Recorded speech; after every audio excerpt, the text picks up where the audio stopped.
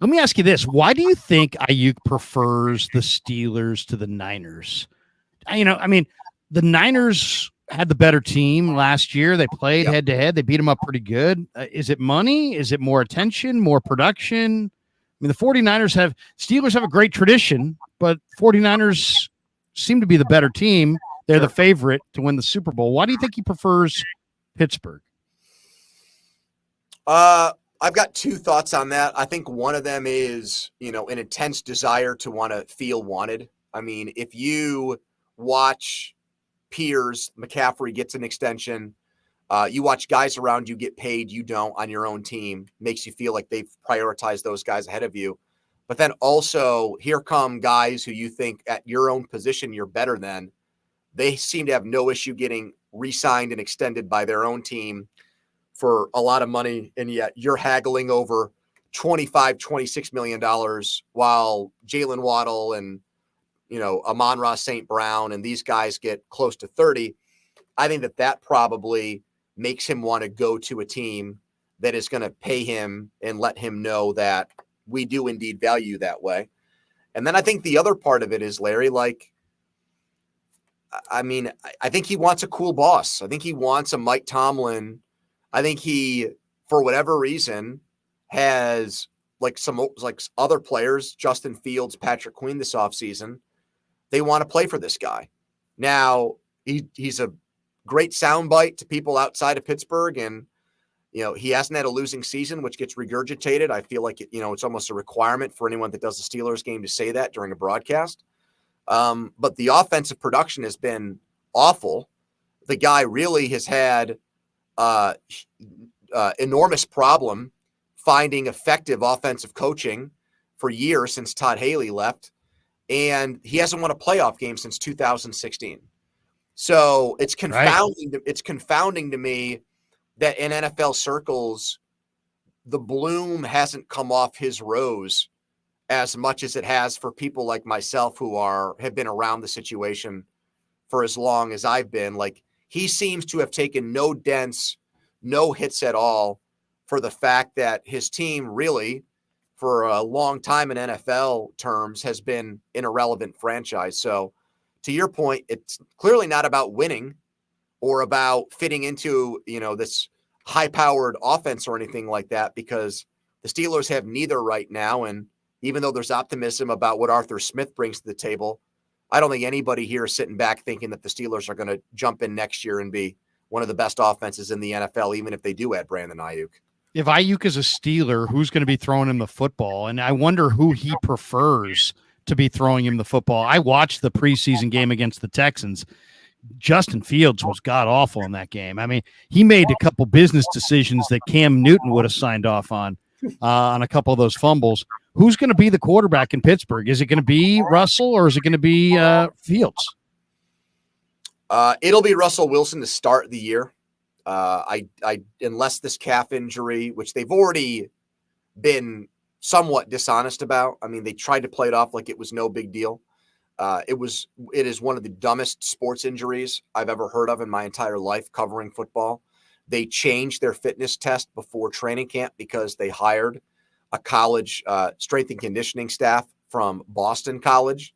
And I think they did that because Mike Tomlin's son is a football player at Boston College. I see no other reason why Tomlin would go to that specific college to hire those types of people. And so they went from what was just an old school, let's run up and down the field and kind of get the juices going fitness test, to let's now start pushing sleds everywhere. And their 36-year-old quarterback got hurt doing that, and is now finally taking part in full-fledged team drills into the third week and final week of training camp. But, based on the promises they made to Wilson, cajoling him to come here on a 1-year minimum deal, I think that Tomlin would look like he wouldn't lose, obviously, his credibility with everyone. But to bench a guy who you said you're going to come here and be the starter because of an injury that his own training staff is responsible for Justin Fields, who, as you pointed out, Larry, did not have a great preseason game. I mean, I just think the optics there would not be good for him. So I think they'll start Wilson. I don't think it'll be a long leash. But to what you were saying before, if I had to guess, I think Aiyuk would actually be more interested in playing with Fields than with Wilson. I mean, they're about the same age. You know, the thing that Fields does that I think people like Aiyuk gravitate to is if you get on your phone, if you're online, when the guy plays in an NFL game, he's going to do one or two things that make people say, holy bleep. He just does. Whether it's a 70-yard run or whether he hits someone in stride and it's a 40-yard bomb that hits someone right in the numbers. He does those things, but then there's, you know, another 35 plays that leave you scratching your head. So, you know, I'm optimistic about Fields. I do think that there's great talent there, but, you know, I do have concerns based on how the rest of the league viewed the guy. I mean, the Steelers got him for a conditional 6th-round pick, but if I had to guess, I would say Aiyuk would probably be more interested in Fields than he would Wilson. What do you think the time frame is on this deal? Oh, God. Man, that is a great question, Larry. I mean, can we get a solution? Well, here's the thing about that, right? So the Steelers have long had a team policy going back to the early 90s where they don't negotiate deals in season with players. They have not signed a player on the roster to an extension in season since prior to the adoption of NFL free agency, going back to like 94. So, or 93. So I just can't, I can't see them trading for him and then giving him this deal in like week 3. So they have a very firm artificial deadline on this thing, which I think would be September 7th. So, I mean, that's a long time from now. In a way, you know, if it takes that long, I'll be fine with it because that means it will actually have happened and they'll get a good football player. But at the same time, like, I don't know, man. I don't think if it drags on that long, are the Steelers comfortable playing that game of chicken?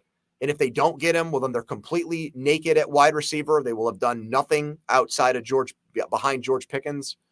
You know, I think if this goes another 2 weeks, they'd have to start thinking about alternatives and plan Bs, guys that are maybe not on the best of terms with their current teams and trying to trade for them before they potentially get cut. So I don't know, man. Like, I would have told you maybe this morning that this trade was going to get done based on some of the reporting that was out there, but I don't have a firm grip on this whatsoever. I don't know how you could. How could anybody say right now with any degree of certainty that it's going to happen today, tomorrow, or next week, or ever? That's a good point. 2 last ones for you. If the Niners do get a draft pick back, any idea what receiver they may go hunting for? Cortland Sutton, T. Higgins, Devontae Adams is the guy everybody wants here. Any guesses? Well, I know Cortland. I mean, a lot of these guys are names that Steelers fans and we've obsessed over because we were, you know, doing the same thing, searching and scouring for wide receivers and have been all offseason. Sutton got new money or a restructuring of his deal in Denver. So I don't see him leaving there unless it's like a mid-season trade where potentially the bottom could fall out of that team season fast and they dump him. But I don't think that would happen before the start of the season. Man, I don't see Adams going anywhere but the Jets. I don't see the Bengals trading T. Higgins. I think they actually, believe it or not, have someone that is fine with doing what Aiyuk doesn't want to do, which is let me play out this final year. Let's try to win, and then I'll be the top wide receiver in the 2025 free agent market. So I don't see that happening. It's thin, man. Like, if there were a robust number of really good wide receivers out there, Larry, I think the Steelers would have just said the hell with this Aiyuk situation, and they would have just gone and acquired that guy themselves. You know, they would have said, what the heck? I mean, if we can't get a decision from you, we can't get an answer from you, we'll just go get this other wide receiver that's out there being dangled around. I just don't think many of those guys exist at the moment.